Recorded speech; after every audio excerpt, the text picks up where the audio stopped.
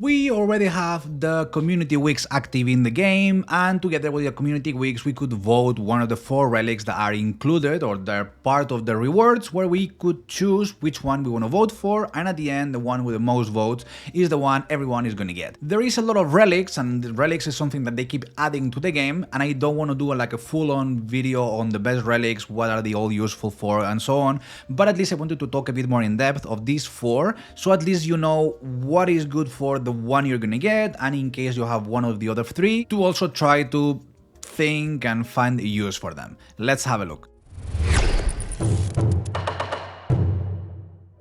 Hi, Senda here and welcome to another raid video. In this case, if we come inside the game, we can see already the community, the reward calendars with the community giveaways, the community rewards calendar, and of course the main reward in this case is the Udex Arthur, which I think is very an interesting champion, especially for a late game account. Is maybe a little upgrade to something like Shaman or maybe like Rector Drath. Is a legendary that is going to be useful in early/mid game and is very limited. Is mainly, I don't know, an epic in disguise, an epic with the orange border, and not a very interesting champion, at least for the mid/late game people. But there is something that we are all gonna get, and it is this is one of these 4 relics. In this case, it looks like everything is pretty much decided. I think most of the people have already voted, and there is obviously a clear winner, and I'm happy because this is the one I voted for, the one-up submission. And like I said in today's video, I just wanted to go a bit more in detail about what are these ones good for, what kind of champions can be used, PvP, PvE, and so on. Like I said, there is a lot of relics. It's something that they keep adding to the game. If you want to see them all, you can come here in the Forge, Relic Crafting, and Relic Index on the bottom right, and you can see them all. But like you can see, I'm pretty sure they're gonna add something else down here and something else down here. Here obviously there's gonna be more events, and they're gonna keep adding more specific event relics.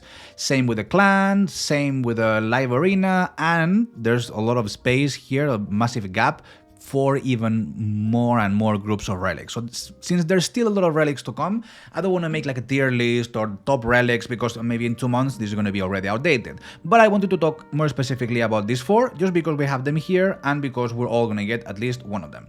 So let's start, for example, let's start for the main one. I think the most interesting one is the one we're all going to get, or the one at least that it looks like we're all going to get, which is the one-up submission. And why it's so good and why so many people voted for it. Basically, it tells us that the wearer has a 25% chance to reflect stun, sleep, fear, true fear, freeze, provoke, petrification, and ship debuffs back at the producer. The producer means back to the champion that is trying to apply it on you. This is really good because it works in a lot of different ways, in a lot of different champions, not necessarily champions that apply debuffs, but for example, I'm going to put you 2 or 3 examples.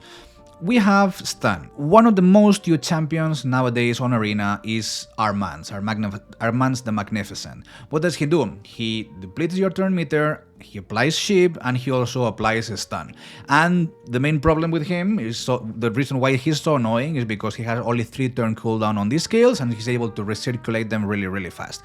What this is gonna happen is, like, if I have a champion, X champion, and I have that one-top submission on my champion, when Armance is gonna try to stun me or apply me ship, I have a 25% chance to reflect that stun back to him and stun him, which is amazing. On top of that, if we improve this relic, I mean, if we level it up, if we come to Relic Index, if we come to one-top submission, here we can see that level 2 is a 5% chance, and then 30, and then 35, and it goes all the way back, all the way to 50%. Imagine that every time an enemy is trying to apply any of these debuff controls or control debuffs, for example, I don't know, you have a Fabian, and he's applying you petrification or he's applying you true fear, you're gonna have a 50% chance to send it back to him, which is really amazing. And like I said, it works basically for pretty much any champion that you're gonna take to Arena and that is gonna face any of these guys. Like I said, there is a lot of champions that are able to apply these things. Stun is Armance, Sleep, you have Siphi, Fear, True Fear, you have you have Fabian, Freeze, you have Torments, Provokes, you also have Torments, Petrifications, you have Fabians and Mithralas, Ship is just polymorph, there's a lot of polymorphs in the game, and having a 50% chance to return that to the enemy is a really powerful skill. Also, not only works defensively when we are trying to face an enemy that is going to try to apply one of these debuffs to us, but for example, I'm lucky enough to have one very powerful champion, which is Gizmak the Terrible. He's probably one of the best mythical champions, and despite that he has two forms, I use this form mainly in Hydra, this other form mainly on Arena. His base form is also very useful in Arena, basically because he's able to apply HP burn at the beginning of the round. Like before any champion takes the turn in a round, places an HP burn on those enemies, occurs once per round, and this effect cannot be resisted. It's crazy, I mean it's crazy. And also before the start of this champion, it also has a chance to apply an HP burn. So basically it starts the battle, he applies HP burns to everyone. This is, like I said, is amazing to blow up stone skins. You start the battle, they already have the HP burn, you buff yourself, you activate the HP burns, and all the stone skins have suddenly disappeared and blow up, and probably some damage dealers that are quite weak also have disappeared. What happens that when you're applying that many amount of HP burns at the beginning of the battle, chances are that some of the enemy team is gonna have a polymorph, and chances are that you're gonna get polymorphed yourself. Imagine the case that you have this wand, when you try to apply HP burn, they try to ship you, and not only they're gonna get HP burn, but you're gonna reflect the ship and ship them.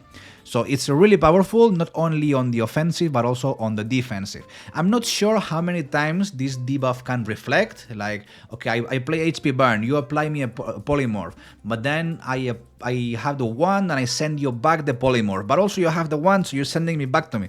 So I'm not sure up to what point this can be like a tennis match and sending the debuffs back and forth, but like I said, and like I'm trying to show you, it's something that is very useful if we apply debuffs, and also if they are trying to apply debuffs to us. So that's why I think is the one the most voted, because it's super versatile. Like I said, it's mainly on arenas, bosses. You can reflect these things back to the boss, but most of the times they're immune to all these things. In waves, they're not that difficult. Maybe, I don't know, Curse City, the latest stages, something like that. It's not that big of a deal. The debuffs on PvE is mainly for PvP. Then we go to see the second relic, like in order of terms of vote, the second most voted, and is the second most voted because it's probably the second better, or the second, yeah, the second in the list, and is this Gore Crescent. This is basically, and here we start a bit with the limitations, and is that the warrior's next attacks after killing an enemy deals a 20% more damage.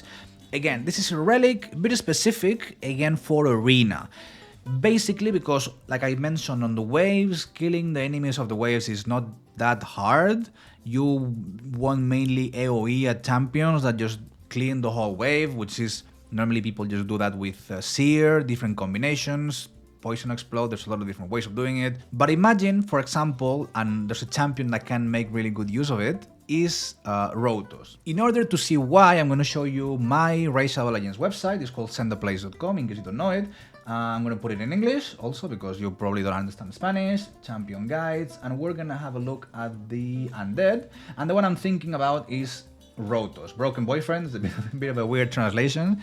Rotos the Lost Groom, but basically here is how I have been geared. Okay, it's Rotos for arenas. Here you can also, you cannot also see, but you will be able to see at some point soon. Here also the relics. I haven't added them for the undead yet. But basically one of the skills of Rotos that is very powerful is this A3. Attacks one enemy, will ignore 60% of the target's defense, will ignore blah blah blah, grants an additional turn if this attack kills an enemy. This is the interesting part. If you kill an enemy, extra turn. There's a couple of champions that have extra turns, and like that relic says, every time we get an extra turn, we are gonna deal 20% more damage.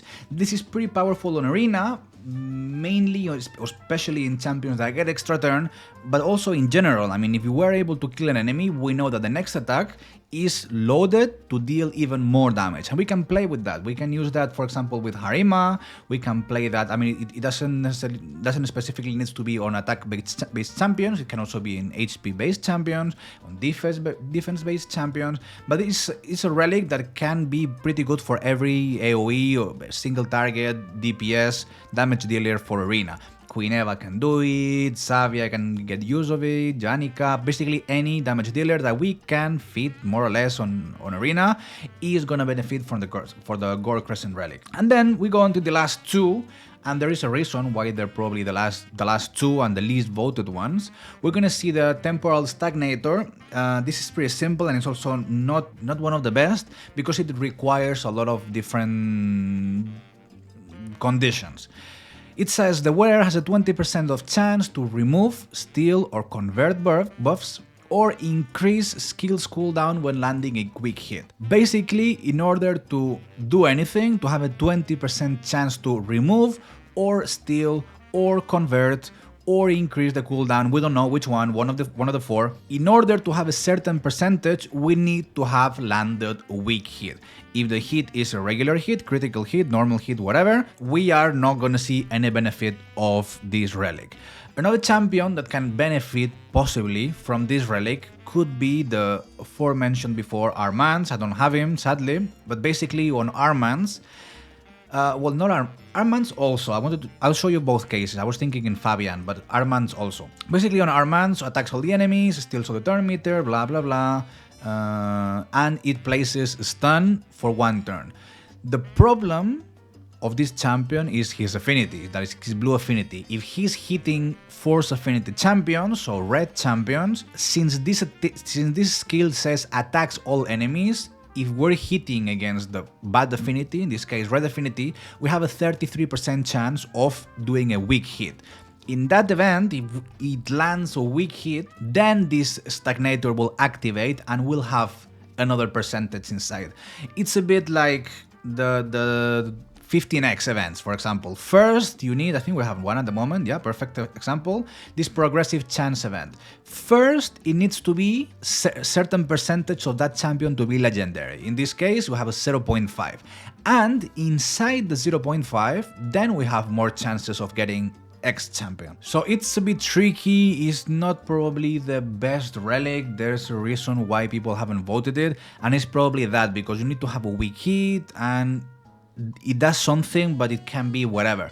The other example I wanted to mention was Fabian. I mean, I have a Fabian and I'm finding, I mean, it's a really good champion, it's a very powerful champion, but when I'm facing, for example, Armans or any enemy that is blue affinity or magic affinity, this A3, which is very powerful, attacks all the enemies. Since it's an attack, the attacks can be weak hits. So if I do a weak hit, especially for example against Armans, I'm not going to decrease the duration of the buffs, I'm not going to increase the cooldowns, I might get an extra turn depending if the enemy has buffs or not, but if I weak hit, I'm not going to apply anything, not going to apply the True Fear, not going to apply the Petrification, and in this case, this Temporal Stagnator could be a workaround in case we do a weak hit.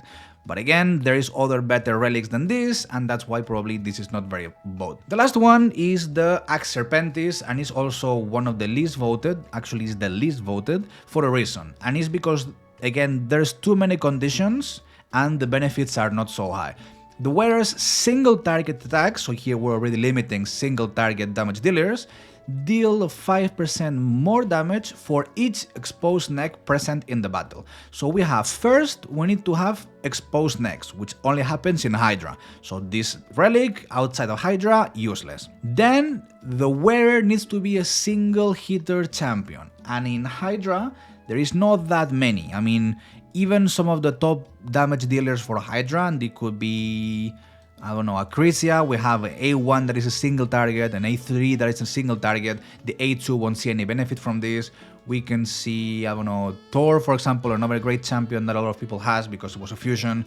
A1, yes, powerful skills, single target, but this is AoE, this is AoE.